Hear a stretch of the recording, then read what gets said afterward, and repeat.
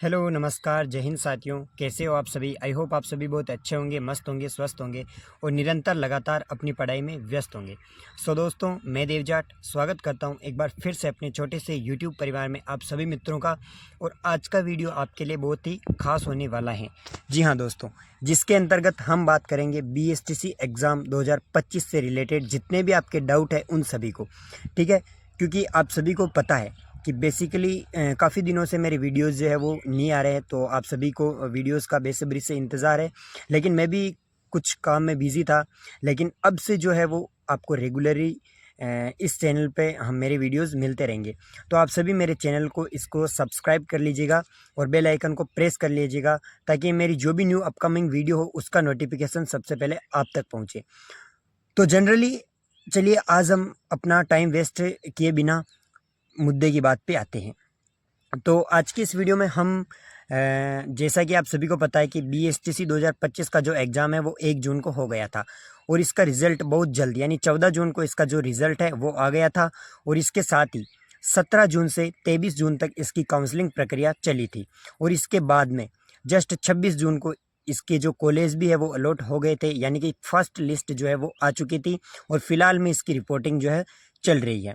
3 जुलाई इसकी रिपोर्टिंग की last date है और 3 जुलाई से ही आपके नए सेशन जो है वो स्टार्ट होने वाले हैं। तो जिन भी अभ्यर्थियों का फर्स्ट लिस्ट में सिलेक्शन हुआ है उनको बहुत बहुत बधाई, और जिनको नहीं हुआ है तो उनको भी घबराने की कोई आवश्यकता नहीं है। अगर आपके भी कट ऑफ के आसपास नंबर बन रहे हैं तो सेकेंड लिस्ट या फिर थर्ड लिस्ट में डेफिनेटली आपका सिलेक्शन जो है वो हो जाएगा। और अगर आपके ज़्यादा नंबर कम पड़ रहे हैं तो फिर भी आपको टेंशन नहीं लेना है, क्योंकि इस बार 2025 में आपके पास में खूब सारी भर्तियाँ हैं, जैसे कि फोर्थ ग्रेड हाई कोर्ट वाली, राजस्थान पुलिस जिसका एग्ज़ाम 19 जुलाई को है, इसके साथ लैब असिस्टेंट और काफ़ी सारी भर्तियां हैं।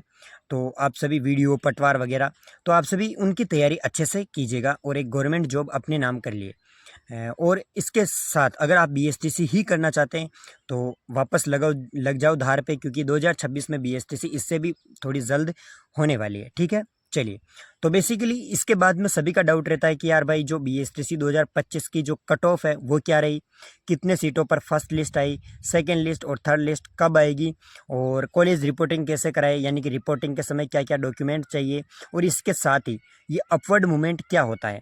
तो काफ़ी सारे डाउट्स हैं, तो सभी डाउट्स को क्लियर करेंगे। तो चलिए वीडियो को शुरू करते हैं। और वीडियो शुरू करने से पहले अगर वीडियो अच्छा लगे तो वीडियो को लाइक करें, और चैनल पर पहली बार विजिट करें हो तो चैनल को सब्सक्राइब ज़रूर कर लीजिएगा, ठीक है। चलिए, तो सबसे पहले हम बात करें कि इसकी कट ऑफ क्या रही। तो बेसिकली हम बात करें तो इसकी डेफिनेट कट ऑफ तो कोई नहीं बस बता सकता, क्योंकि विभाग कट ऑफ जारी नहीं करता है, ठीक है। तो इस बार जो आपके नॉर्मलाइजेशन भी हुआ है, क्योंकि पेपर 2 शिफ्ट में हुआ है तो नॉर्मलाइजेशन होना ही था। तो नॉर्मलाइजेशन होकर के जो आपके मार्क्स थे उनको परसेंटेज में कन्वर्ट किया गया है, और आपको जो कॉलेज अलॉट हुई है वो परसेंटेज के आधार पे हुई है। यानी कि जिसके भी 65% से ऊपर बन रहे हैं उनको कॉलेज जो है अलॉट हो चुकी है आराम से, ठीक है। यानी कि 408 से ऊपर जिनके भी नंबर है उनको कॉलेज अलॉट हो गई है। मैं OBC और जनरल की बात कर रहा हूँ, और SC ST और MBC EWS इनके थोड़े बहुत यानी कि 3 से 6 नंबर का फ़र्क आया है, ज़्यादा कोई फ़र्क नहीं आया है।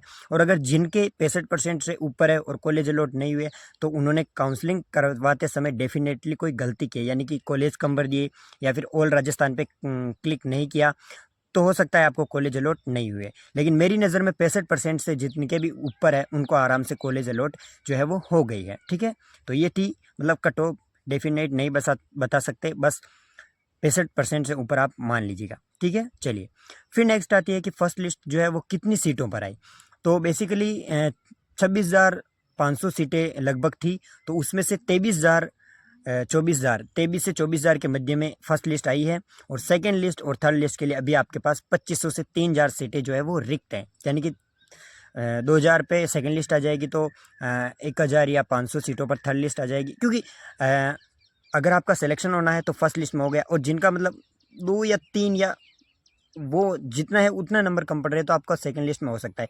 बाकी थर्ड लिस्ट में तो बहुत रेयर चांस में आपका जो है वो सिलेक्शन हो सकता है, ठीक है।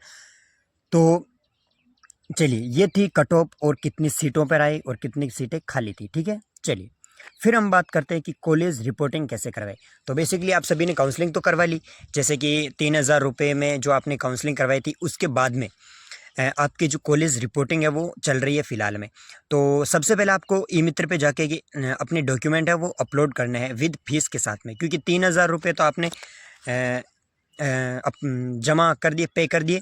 उसके बाद में 13,555 जो रुपये है वो आपको अब पे करने होते हैं।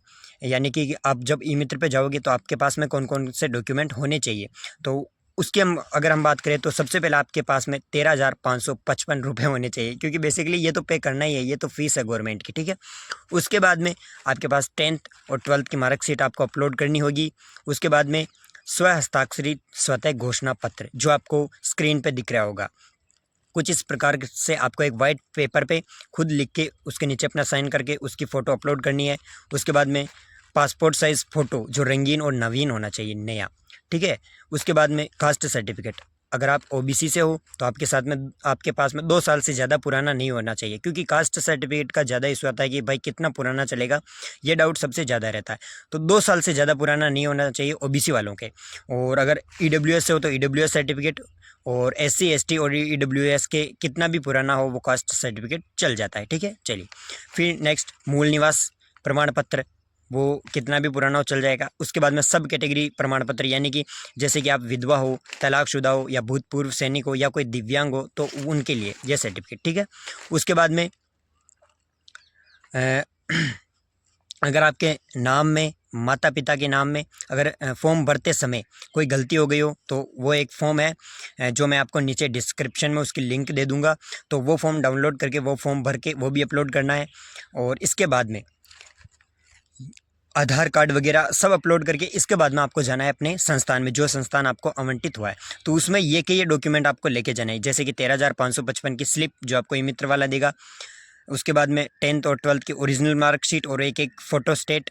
उसके बाद में स्व हस्ताक्षरित स्वतः घोषणा पत्र जो आपने अपलोड किया था। उसके बाद में पासपोर्ट साइज़ 2 फ़ोटो ले जानी है, रंगीन नवीन। उसके बाद में ओबीसी का कास्ट सर्टिफिकेट और ईडब्ल्यूएस एससी एसटी वालों का मूल निवास प्रमाण पत्र ओरिजिनल भी ले जाने हैं, और जो आपके फ़ोटो कॉपीज़ होती है वो भी ले जानी है, क्योंकि ओरिजिनल को वो देखते हैं और वापस दे देंगे आपको, ठीक है। चलिए उसके बाद में नाम माता पिता के नाम में अगर आवेदन भरते समय आपने कोई गलती की है तो वो फॉर्म भर के भी वहाँ पे ले जाना है। उसके बाद में 3,000 रुपये वाली स्लिप ले जानी है, आपका आधार कार्ड ले जाना है, जन आधार कार्ड ले जाना है, और लगभग ये जो है आपको सारे डॉक्यूमेंट वहाँ कॉलेज में ले जाने होते हैं रिपोर्टिंग के समय। और बेसिकली अपनी रिपोर्टिंग करवा के अपना एडमिशन सुनिश्चित कर लेना है, और वहाँ आपको एक एडमिशन स्लिप देंगे जो आपको ले लेनी है और उसको संभाल के रखना है, ठीक है। तो ये थी कॉलेज रिपोर्टिंग प्रोसेस, ठीक है। अगर इसमें भी आपको कोई डाउट हो तो नीचे कमेंट बॉक्स में कमेंट कर दे, मैं जल्द वीडियो सॉल्यूशन लेकर के आ जाऊंगा और या कमेंट में ही जवाब दे दूंगा, ठीक है। चलिए फिर हम नेक्स्ट और अंतिम बात करें कि अपवर्ड मूवमेंट क्या होता है भाई। तो अपवर्ड मूवमेंट ये होता है कि जैसे कि आपको दूर कॉलेज मिल गई है, यानी कि आप भीलवाड़ा डिस्ट्रिक्ट से हो और आपको अजमेर, उदयपुर, जयपुर कहीं भी कॉलेज मिल गई है, या फिर आपको ऐसी कॉलेज मिल गई है जो आपको पसंद नहीं है, तो आप क्या कर सकते हो, जैसे 3 जुलाई लास्ट डेट है काउंसलिंग की, तो 4 जुलाई से अपवर्ड होगा। तो आप अपवर्ड ये होता है कि जैसे आपको मिली है ऊपर से 10वें नंबर की कॉलेज, ठीक है। तो अगर आप अपवर्ड कराओगे तो 10 में से जितनी भी ऊपर कॉलेज है, जैसे 9, 8, 7 ये 1 तक, तो उनमें से अगर कोई सीट खाली होगी तो आपको वो कॉलेज आवंटित हो जाएगी, ठीक है। और अगर सीट खाली नहीं होगी तो जो आपको कॉलेज मिली है आपको उसी कॉलेज में रहना पड़ेगा, स्टडी करनी पड़ेगी, ठीक है। तो ये होता है अपवर्ड मूवमेंट, और अपवर्ड मूवमेंट का प्रोसेस 4 जुलाई से स्टार्ट होगा, ठीक है। और उसके बाद में जो है अपवर्ड के रिजल्ट भी आ जाएंगे, और सेकंड लिस्ट लगभग 13 जुलाई तक सेकंड लिस्ट आ जाएगी, ठीक है। तो आपको 13 जुलाई तक अगर कट ऑफ के आसपास नंबर बन रहे हैं तो वेट करना है, बाकी नेक्स्ट एग्जाम की तैयारी करो भैया, बैठे नहीं रहना है, ठीक है। चलिए तो ये था अपवर्ड मूवमेंट, और सारे डाउट लगता है मेरे हिसाब से सारे डाउट आपके क्लियर हो गए। और अगर आपका कोई छोटा सा डाउट भी हो तो नीचे कमेंट बॉक्स में कमेंट ज़रूर कीजिएगा, मैं जल्द मतलब कमेंट में ही आपको जवाब दे दूंगा, ठीक है। चलिए तो ये थी आज की वीडियो, और आशा और उम्मीद है आपको वीडियो अच्छा लगा हो, आपके लिए हेल्पफुल रही हो। तो वीडियो को लाइक करें, चैनल पर पहली बार विजिट करें हो तो चैनल को सब्सक्राइब करें और बेल आइकन को प्रेस करें, और इस वीडियो को अपने उन तमाम दोस्तों के पास शेयर करें जिनका बीएसटीसी में नंबर आया है या फिर जिन्होंने बीएसटीसी का एग्ज़ाम दिया है, ठीक है। चलिए तो यही वीडियो बस थी, और इसके बाद में आज से जो है आपके रेगुलरली वीडियो मिलेंगी, और बीएसटीसी 2026 के लिए क्लासेस वगैरह भी लगाने की कोशिश करूँगा, और बेस्ट गाइडेंस आपको मैं देता रहूँगा, ठीक है। चलिए तो मिलते हैं किसी नई वीडियो में एक नई जानकारी के साथ में। तब तक के लिए धन्यवाद, शुक्रिया, राम राम, जय हिंद।